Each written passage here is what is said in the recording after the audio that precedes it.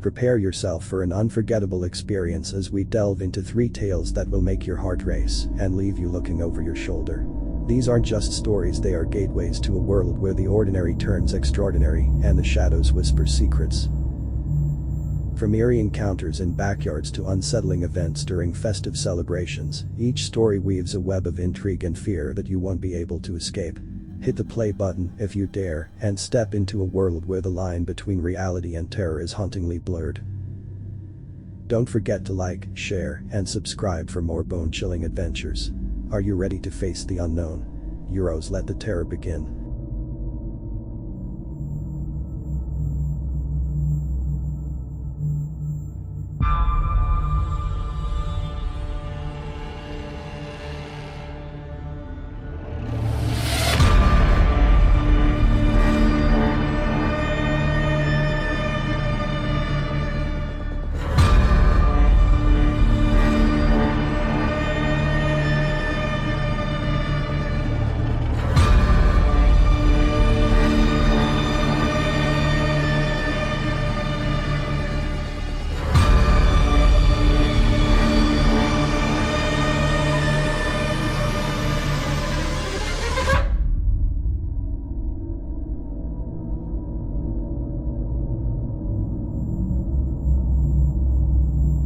It was a New Year's Eve I'll never forget, nestled in the heart of my childhood memories.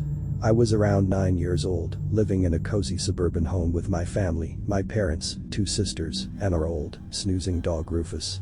Our house, usually a hub of laughter and warmth, was dressed in festive lights and decorations, eagerly awaiting the new year. On that particular evening, we hosted a small family gathering. The house was abuzz with the clinking of glasses, laughter, and the faint melodies of holiday tunes. As the night unfolded, my excitement ebbed into exhaustion, and I headed to bed early, leaving the adults to their celebrations.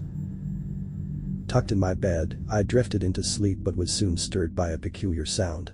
It seemed like a faint scraping, coming from the direction of the living room. I remembered then that our New Year's tradition included placing a small gift under the festive tree for each family member, to be opened at midnight. The thought of an early sneak peek was tempting. With cautious steps, I made my way down the creaky staircase. The festive lights cast playful shadows, but as I approached the living room, a silhouette, unfamiliar and unsettling, caught my eye. It wasn't any of my family members. This figure was too tall, too strange. Heart pounding, I retreated and dashed into my parents' room. I whispered urgently about the shadowy figure lurking near our tree. My father, with a mix of concern and skepticism, followed me downstairs.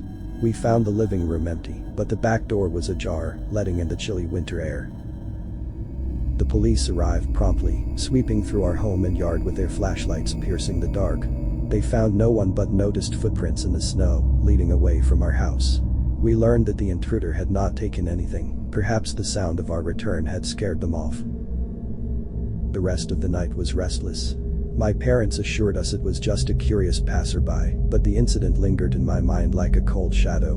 It was an eerie juxtaposition to the festive cheer of New Year's Eve, a reminder that not all surprises are pleasant. That night, as the clock struck 12 and the sky lit up with fireworks, my feelings were a blend of relief and lingering unease. The new year had begun with an unexpected twist, marking the end of an otherwise cheerful year with a strange, unsettling memory. And so, every New Year's Eve since, amidst the celebration and joy, I spare a thought for the shadow that once visited us, leaving behind nothing but footprints in the snow and a tale to tell.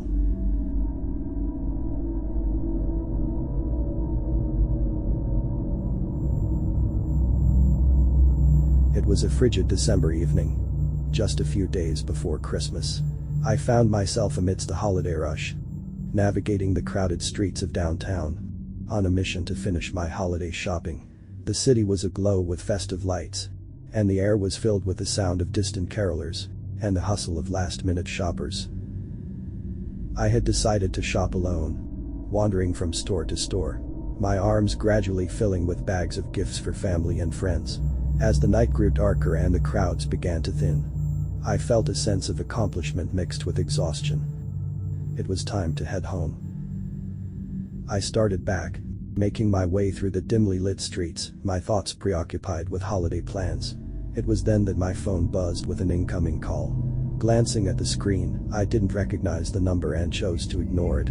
Moments later, a voicemail notification appeared. Curiosity getting the better of me, I played the message.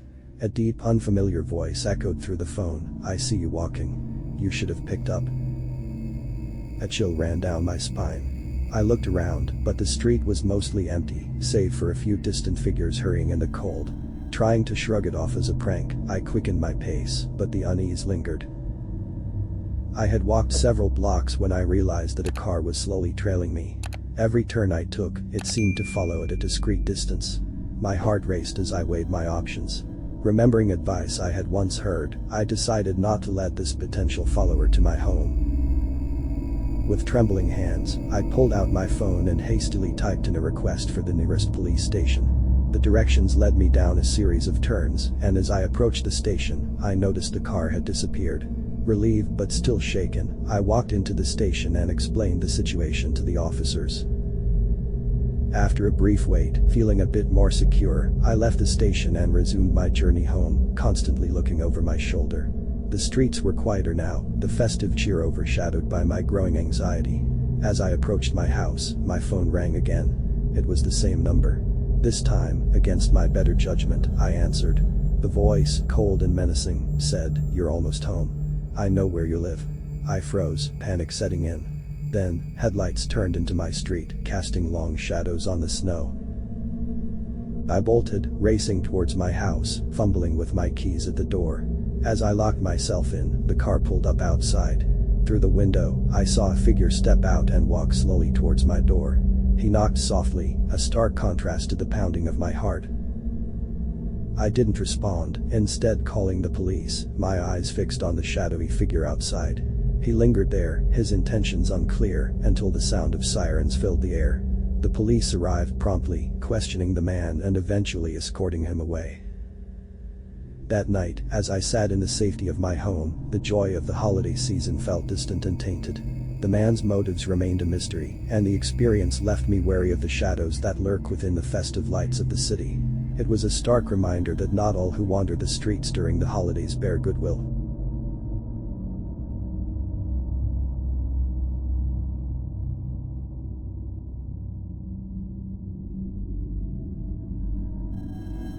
Several years back, my wife and I decided to host a New Year's Eve party at our home, a spacious property with a sprawling backyard that bordered a dense forest.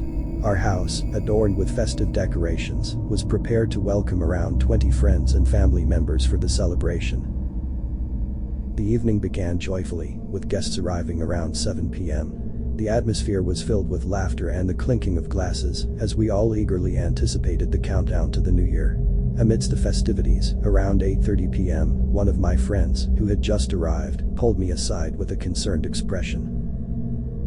He mentioned seeing a shadowy figure near the edge of the woods in our backyard as he parked his car. Initially, he assumed it was a guest, but something about the figure's demeanor seemed off. Intrigued and slightly worried, I decided to investigate with him. We treaded carefully through the backyard, our footsteps crunching in the fresh snow. Reaching the spot where he had seen the figure, we found distinct footprints leading into the forest. The air was eerily quiet, and no one was in sight. Feeling a mix of curiosity and unease, we shouted into the woods, but there was no response. Confused but not wanting to alarm our guests, we returned to the party, trying to put the incident out of our minds. However, later in the evening, while passing a window that overlooked the backyard, I spotted the figure again. This time, I caught a clearer glimpse of a man, standing still, his gaze seemingly fixed towards the house. I quickly called my friend over, but as he approached the window, the figure abruptly vanished into the woods. My friend confirmed it was the same person he had seen earlier. We continued to monitor the area, but there was no further sign of the mysterious visitor. As the night progressed, I found it hard to shake off a feeling of unease. The guests were oblivious to our concerns, immersed in the celebrations. I kept glancing outside, half expecting to see the figure again, but the backyard remained empty. After the party wound down and the last guests had left, my wife and I secured the house, double-checking all the locks. We peered out into the night one last time but saw nothing unusual. The next morning, I ventured out to inspect the backyard. The serene blanket of snow was undisturbed, except for a new set of footprints that hadn't been there the previous evening. They led from the forest edge right up to our back door and then retreated back into the woods. The realization that someone had been so close to our home without our knowledge was unsettling. For several days afterward, I kept a watchful eye on the backyard, especially at night. There were no further sightings, and life eventually returned to normal. The identity of the figure and their intentions remained a mystery, leaving us with lingering questions and a story that would be retold in hushed tones at many future gatherings.